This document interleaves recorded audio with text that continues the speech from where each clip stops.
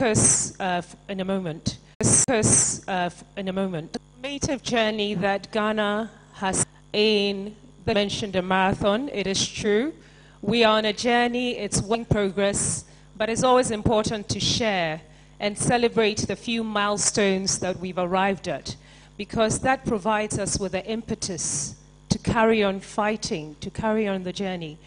And I know that my colleagues here have a lot of energy, because yesterday they demonstrated that on the Justice March that Rachel and I took part in. You know, we left the march feeling very energized. We had never done anything like that before, so I congratulate you. So on that note, I think the first thing I want us to do is to focus for a moment on the definition of human rights. Then I'll take you to the Ghanaian context as we know it when it comes to women and children.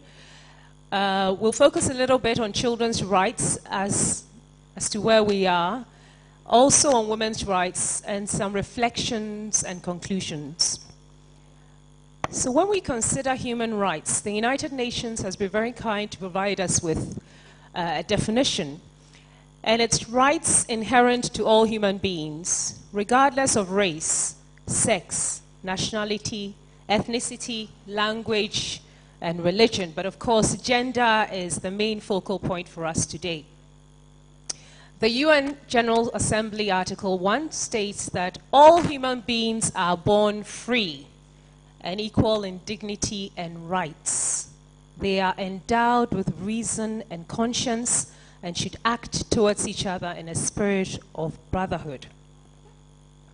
So that says to me that a revolutionary notion is introduced by that definition, a notion that women and children's rights are indeed human rights, and these rights are rights they should be entitled to, without us actually prompting anybody.